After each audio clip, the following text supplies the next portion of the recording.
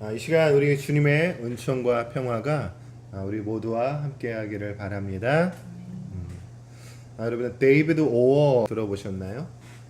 처음 들어보시나요? 이분이 아프리카 케냐 분으로 목사님이에요. 자칭 선지자라고 하는데 지난 7월 17일에 북한이 우리 남한을 침공해서 전쟁이 날 것이다 라는 예언을 했다고 합니다. 거짓으로 판명이 났죠. 이런 식의 예언이 심심치 않게 나오는 것을 봐요. 2015년도에는 홍혜선이라는 여자가 전쟁이 난다고 난리를 쳤죠. 전쟁이 난다 그래서 미국으로 옮겨갔거든요. 이 사람을 따르던 사람들이 미국에 막 옮겨갔다가 또 얼마 전에 한국에 왔다고 했는데 당시 그것이 알고 싶다에서도 방영할 정도로 한국을 아주 시끄럽게 했던 그런 여자입니다. 온갖 거짓말로 그리스도인들 뿐만 아니라 한국 사회를 혼란스럽게 합니다. 이런 사람들을 볼 때마다 저는 참 부끄러워요. 그들도 예수를 믿고 그들도 그리스도인으로 불리고 있는데 도대체 그들이 믿는 예수는 누구일까 하는 생각을 해보게 됩니다. 그들의 모습을 볼 때마다 그들이 믿고 그들이 말하는 예수랑 제가 믿고 제가 말하는 예수는 다르구나 하는 생각을 하게 됩니다. 미국에도 유명한 사람이 있었습니다. 해롤드 캠핑이라고 들어보셨어요? 미국에서 되게 유명한 시한부 종말론자였는데 2011년에 종말이 온다고 했는데 안 왔어요. 2011년 5월에 종말이 온다고 했는데 안 오니까 예수님께서 10월 21일로 연기하셨다라고 이야기를 합니다. 대부분 이 시한부 종말론자들이 그렇게 이야기를 합니다. 그런데 5월 20일에 부분적으로 휴가가 일어났다고 해요. 그래서 그 증거라고 이 땅바닥에다가 옷을 이렇게 깔아놓고 사진을 찍어가지고 이제 SNS에다가 올렸는데 이 10월 20일에도 종말이 오지 않으면 어떻게 하나 걱정을 한 나머지 이 신경쇠약에 걸렸다고 합니다. 그리고 그 뒤로부터 시름시름 앓다가 2014년 12월 15일에 사망을 했습니다. 조니 에릭슨 타다라는 여성이 있습니다. 한 번쯤 그 이름을 들어보셨을 텐데요. 1967년에 당시 18살이었던 조니가 수심이 얕은 바다로 다이빙을 했어요. 그런데 수면 아래에 있던 이 바위에 목이 부딪히게 되고 목이 부러지게 돼서 어깨 아래로는 전신 마비를 겪게 됩니다. 재활 과정이 쉽지가 않았죠.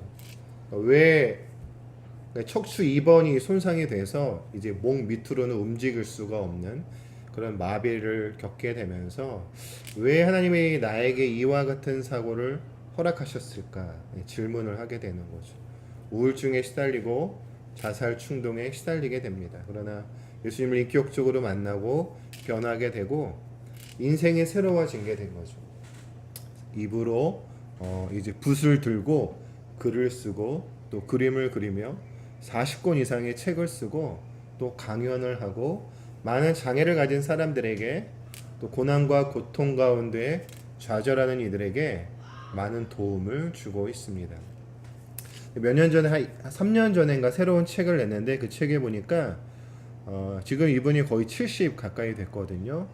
암에 걸린 거예요. 암에 걸리고 전에는 이 목 밑으로는 그 어떤 신경도 살아있지 않기 때문에 통증을 느끼지 못했는데 요즘은 통증을 느끼고 있다고 합니다.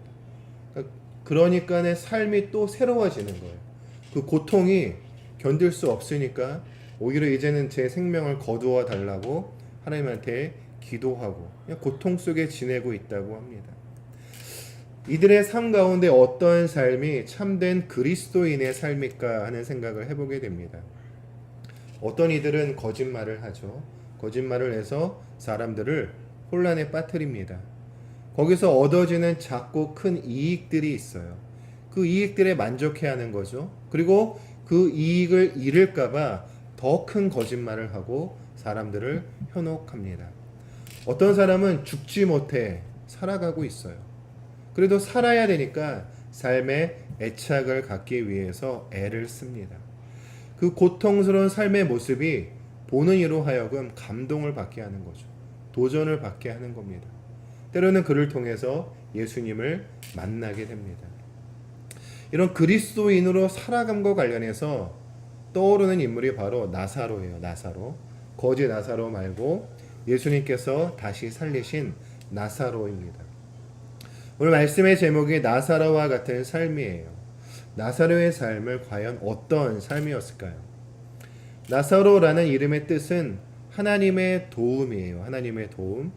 예루살렘 근처에 베다니라는 곳이 있는데 거기서 나사로는 여동생이었던 마르다와 마리아와 같이 살고 있었습니다.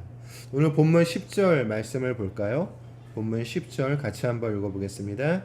시작. 그래서 대제사장들은 나사로도 죽이려고 모의하였다. 예수님을 죽이려고 하는 거예요. 대제사장의 무리들이. 그런데 예수만 죽여서는 안 되고 나사로도 죽여야 되겠다라고 모의를 한 겁니다. 왜 그들이 예수님뿐만이 아니라 나사로도 죽이려고 했을까요? 11절 같이 한번 읽어보겠습니다. 11절 시작. 그것은 나사로 때문에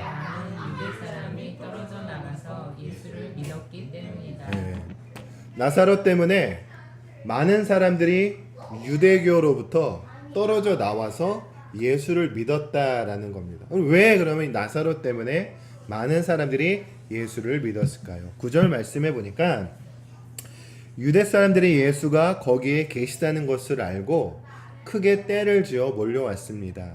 그들은 예수를 보려는 것만이 아니라 그가 죽은 사람들 가운데서 다시 살리신 나사로를 보기 위함이었습니다.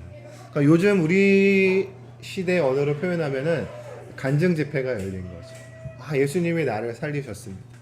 사람들은 나사로의 간증을 듣고 예수님이 살리신 나사로를 보고서 유대교로부터 떨어져 나와서 예수님을 믿게 된 겁니다. 많은 사람들이 나사로를 통해 예수님을 알게 되고 믿게 되는 거죠. 나사로가 죽었다 살아났기 때문에 그렇습니다. 요한복음 11장 1절에 보니까 이제 과거로 돌아가는 거죠. 시점이 나사로가 병이 들었습니다. 그러니까 병이 들어도 살아 있어야지 예수님이 와서 병든 나사로를 치료해 줄 수가 있어요. 그런데 나사로가 그만 죽어버리게 됩니다.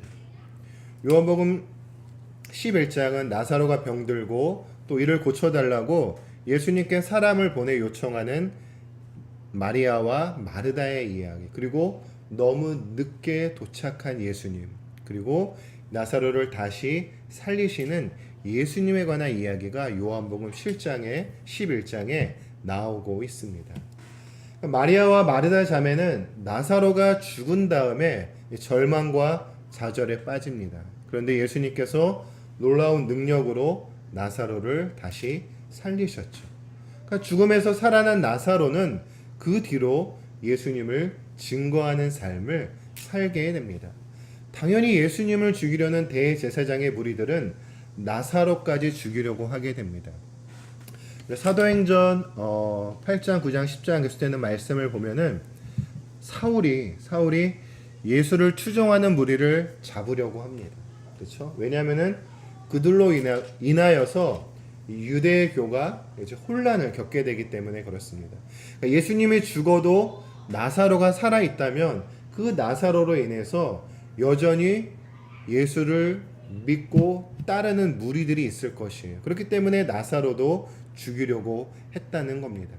나사로의 삶은 그 자체가 예수님을 증거하는 삶이죠. 나사로의 삶 자체가 예수님을 전하고 복음을 선포합니다. 예수님이 죽어도 사람들은 나사로를 통해서 예수님을 떠올리게 되는 거죠.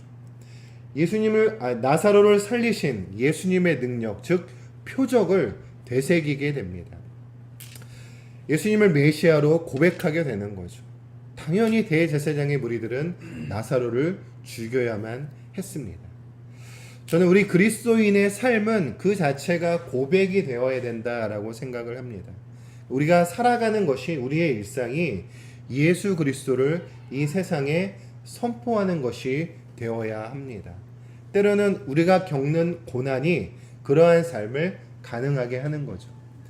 나사로가 살아 있었다면, 죽지 않고 살아 있었다면 그는 예수님을 증거하기 위해서 더 많이 애써야 했을지 몰라요. 그러나 그에게 죽음이 있었기 때문에, 죽음이라는 고난과 좌절이 있었기 때문에 나사로의 삶은 그 자체가 예수 그리스도를 증거하는 삶이 되었다라는 거죠.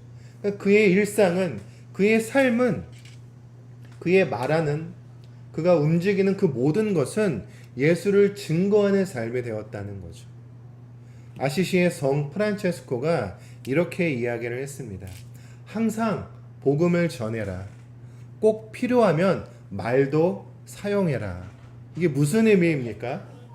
우리가 2주간 동안 예수님이 선포하신 하나님의 나라에 관해서 나누었습니다. 그러니까 우리가 전하는 말은 부수적이라는 거예요. 그러니까 본질적인 것은 우리들의 삶이라는 거죠. 우리의 행동이고 우리의 실천이라는 겁니다. 지난주 제가 소개했듯이 미국의 신약학자인 스칸 맥나이트가 그랬다지 않습니까? 우리가 복음을 전하면 믿지 않는 사람들은 이제 좀 제발 좀 닥치라고 말한다는 거죠. 그리고 이제는 행동으로 너희들의 삶을 보이라 라고 요청한다라는 것입니다. 도심 속 재속제가 수도원인 신비와 저항의 박총 목사가 내 삶을 바꾼 한 구절에서 이렇게 이야기합니다. 우리네 삶에는 말함보다 행함으로 전해지는 게 압도적으로 많다. 막무가내로 복음을 외치기 전에 우리네 존재 자체가 다른 이들에게 복음이 되는지 성찰했으면 좋겠다. 예수 그리스도의 성육신이 우리에게 가르쳐주는 것은 말이 화육되지 않으면 복음이 아니라는 것이다. 요한복음 1장에도 나왔죠. 하나님의 말씀이 육신이 되어 이 땅 가운데 거하신 분이 누굽니까? 바로 예수님이라는 거죠. 오늘 우리의 말도 화육되지 않으면, 즉 우리 삶도 살아나지 않으면 그게 복음이 될 수 없다는 거죠. 우리의 입이 아닌 우리의 삶으로 육화된 그 복음만이 사람들을 설득할 수 있고 사람들에게 감동을 줄 수가 있는 겁니다. 2014년도 서울의 100주년 기념교회에서 특별 대담이 열렸어요. 수녀이고 시인인 이혜인 수녀님과 이 100주년 기념교회 목사님이신 이재철 목사님의 대담이 열렸습니다.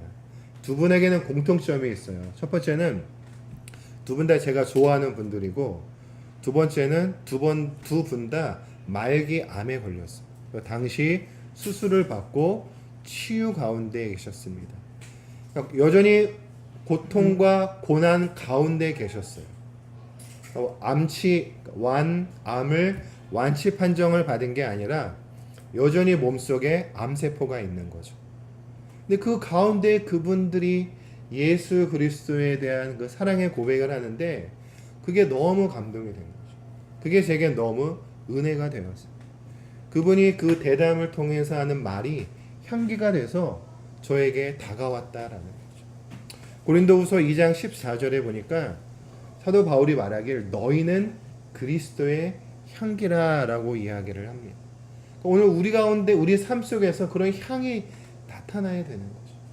우리 말에서도 우리 삶에서도 그리스도의 향이 발해야 되는 겁니다. 그 향을 맡고서 사람들이 예수님께로 돌아오게 되는 거죠. 우리 사랑하는 주춧돌 모임의 지체 여러분들, 고난은 우리를 더욱 향기롭게 합니다. 향기롭게 하는 거죠. 지난 목요일에 이제 지원이와 배양 스포츠를 하고 평소에 이제 근육을 쓰지 않다 보니까 거기서 보트를 타고 하면서 안 쓰던 근육을 썼더니 제 몸이 너무 아픈 겁니다. 근데 이 아프지만 아픔에도 불구하고 제가 다시 운동을 시작한다면 이 근육통을 통해서 제 육체에 근육이 붙게 되는 거죠. 그러니까 고난도 마찬가지라는 거죠. 고난은 우리들로 하여금 더 강인한 그런 그리스도인의 근육을 붙게 하는 겁니다. C.S. 루이스가 그랬죠. 고난은 하나님의 메가폰이다라고. 그러니까 고난은 우리의 존재를 새롭게 하기 때문에 그렇습니다. 유럽에 가면은 이 발칸반도 끝에 불가리아라는 나라가 있어요. 아주 작은 나라라고 하는데요. 저도 가보진 못했지만 그 나라에서 유명한 것이 화향유라는 거예요. 화향유. 그게 뭐냐면은 그 향수의 원액이죠. 향수의 원액인데 그 화향유를 새벽 2시에 채집한다고 합니다. 가장 어렵고 채취하기 어려운 시간에 그 화향유를 채취하는 거죠. 그래서 사람들이 그 향을 귀하게 여기고 그 향수는 아주 고가의 금액에 팔리고 있습니다. 고난도 이와 같아요. 우리가 고난의 순간을 지나고 때로는 고난의 터널을 지나는데 그 시간들이 우리를 향기나게 한다라는 거죠. 그러면 향기를 바라는 삶은 과연 어떠한 삶이겠냐라는 거죠. 합정동에 가면은 이 외국인 선교사 묘역이 있습니다. 한 번씩 가보셨을 텐데 그 묘역에는 이 땅에서 생명을 아끼지 않고 조선 사람들을 섬기고 복음을 전했던 이 외국인 선교사님들과 그 가족들의 무덤이 있습니다. 그 중에 사무엘 포맨 무어라는 분이 계세요. 발음이 별로 안 좋죠? 제가 존경하는 이재철 목사님의 이 사도행전 속으로라는 강해서에 나오는 이야기입니다. 이분이 1892년에 한국에 오셔서 복음을 전했습니다. 지금 이 소공동에 가면은 롯데호텔이 있는데 거기가 옛날에는 곤당골이라는 명칭으로 불리웠습니다. 그곳에 곤당골 교회를 설립을 했어요. 그리고 예수학당을 만들어서 이제 조선인 아이들을 가르치는데 힘을 기울였습니다. 그 조선인 학생 가운데 봉주리라는 학생이 있었어요. 이름이 봉주리인 학생이 있었는데 그 아빠는 박씨로 불리워졌습니다. 박씨가 하는 일이 뭐였냐면은 백정이었어요. 백정. 천민이었죠. 천민. 당시 이 천민인 백정들은 이름이 없었어요. 그냥 성으로만 불렸습니다. 근데 그 성도 순수한 자신의 성이 아니라 양반들에게 부여받은 성이었다라는 거죠. 여하튼 이 백정 박씨가 인간 이하의 취급을 받으며 살고 있었어요. 근데 어느 날 이 봉주리의 아버지인 박씨가 장티푸스에 걸린 겁니다. 죽게 된 거죠. 그래서 이 봉주리가 무어 선교사를 찾아갔고 무어 선교사가 이 박씨를 데리고 당시 의료 선교사였던 에디슨 선교사에게 데리고 가서 치료를 받게 됩니다. 이 에디슨 선교사가 누구냐면은 지금 이제 세브란스 병원, 신촌에 가면 세브란스 병원이 있죠. 연대의대 병원이고 당시 고종 황제의 주치의였습니다. 그래서 수차례 치료 끝에 이 백씨가 살아나게 된 겁니다. 그래서 이 무어 선교사님이 이 박씨에게 박성춘이라는 이름을 주었어요. 그리고 세례를 주고 곤당골 교회의 교인이 되었습니다. 근데 문제가 생겼어요. 어떤 문제가 생겼을까요? 이 곤당골 교회에는 이 천민인 이 박성춘뿐만이 아니라 양반들도 다니고 있었다라는 거죠. 그러니까 양반들이 들고 일어난 거예요.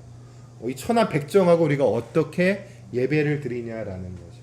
그러니까 이 박성춘을 내쫓으라라는 거죠. 교회 예배드리러 오지 못하게 해라.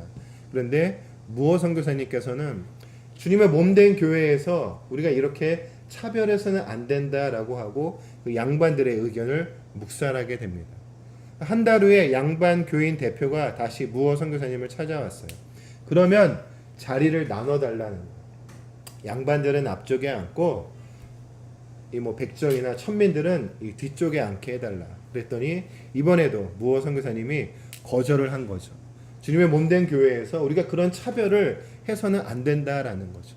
이제 양반들이 화가 나서 다 교회를 나오게 됩니다. 그래서 근처에 있던 홍문동이라는 곳에다가 홍문동 교회를 설립하게 됩니다.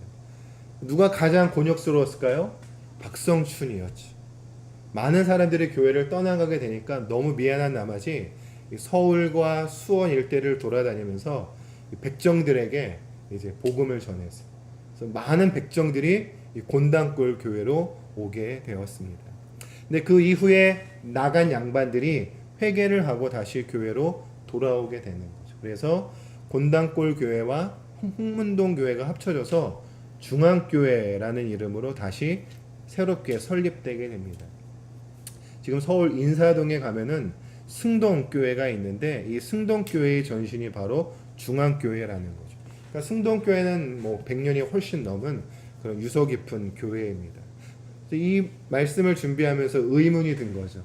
그들의 신앙 선배들은 그 신분이 엄연히 존재했던 조선시대에 그 신분을 타파하기 위해서 애썼는데 과연 그들의 신앙을 이어받은 이 승동교회 교인들은 어떨까라는 그런 의문이 좀 들더라고요. 여하튼 조선시대 때 이런 차별을 타파하기 위해서 애쓴 이런 교인들을 섬기고 그들을 가르쳤던 분이 바로 무어 선교사님이었다라는 거죠. 저는 우리가 그리스도인으로 향기를 바라는 삶은 이 무어 선교사님과 같은 삶이다라는 생각을 해보게 됩니다. 그러니까 우리가 향기를 바란다라는 것은 무어 선교사님처럼 그의 삶을 통해서 복음을 전하는 거죠. 그리스도를 전하는 것임을 깨닫게 됩니다. 이게 쉬울까요? 쉽지가 않습니다. 이게 참으로 어려운 일입니다. 카톨릭 신학자인 칼 라너가 그의 책 일상에서 이렇게 이야기했습니다. 일상은 꿀도 타지 않고 미화하지도 않은 채 견디어내야 된다. 그러니까 우리 일상은 아무리 미화하고 우리가 꿀을 타고 그래도 살만하다라고 말하지만 그렇지 않다라는 거죠. 우리가 믿음과 삶을 통합해야 된다. 고통을 극복해야 된다. 향기로운 삶을 살아야 된다라고 이렇게 제가 말씀을 드리지만 그럼에도 우리 일상의 삶의 본질은 고통이라고 할 수가 있습니다. 나사로가 다시 살아났어요. 그렇죠? 그러면 다시 죽지 않을까요? 다시 살아났으니까 예수님처럼 영원한 삶을 살아가게 될까요? 아닙니다. 나사로가 다시 살아났지만 나사로에게 고난과 고통이 없었을까요? 병에 걸리지 않았을까요? 아니죠. 여전히 나사로에게는 고난과 고통과 죽음이 기다리고 있었죠. 오히려 저는 죽기 그 이전보다 나사로의 삶이 더 힘들고 어려워졌다라고 생각을 합니다. 왜냐하면 오늘 본문에 보니까 대제사장의 무리들이 나사로를 죽이려고 하지 않습니까? 끊임없이 이런 시도들이 되어졌을 겁니다. 그러니까 나사로의 삶은 오히려 하나님의 예수님의 은혜로 죽음에서 살아난 이후에 더 고통스럽고 더 고난이 가득한 삶을 살아가게 되었을 것입니다. 그러니까 그게 우리들의 삶의 본질이라는 거죠. 우리는 나사로가 다시 살아난 그 놀라운 능력만을 우리는 보고서 그래 그 능력으로 우리가 살아갈 수 있어 라고 얘기하지만 그 이후의 삶이 우리에게 더 중요하다라는 거죠. 고난과 고통의 연속. 예수님도 승천하시고 남겨진 그리스도인들의 그 삶이 우리가 살아가야 할 삶과 동일한 삶이다라는 거죠. 그러니까 베드로가 물 위를 걸었던 그 능력의 삶이 아니라 물 위로 깊숙이 빠졌던 삶이 오히려 우리가 살아가는 삶의 현실이라는 거죠. 바로 그 안에서 하나님께서는 우리가 향기를 바라는 삶을 살아가기를 원하고 있다라는 겁니다. 그것이 오늘 우리들에게 원하는 나사로와 같은 삶이라는 거죠. 고난과 고통의 연속이지만 나사로가 그러했듯이 오늘 우리도 예수님을 믿는 삶을 살아나가는 것, 이것이 바로 오늘 예수님께서 우리 모두에게 원하는 삶의 모습입니다. 나사로의 삶 자체가 예수님을 증거했듯이 그리고 그의 고통과 죽음마저 예수님을 증거했듯이 우리의 일상이 그러하기를 바랍니다. 우리의 고난과 우리의 죽음이 예수님을 증거하는 그런 삶이 되기를 바랍니다. 기도하겠습니다.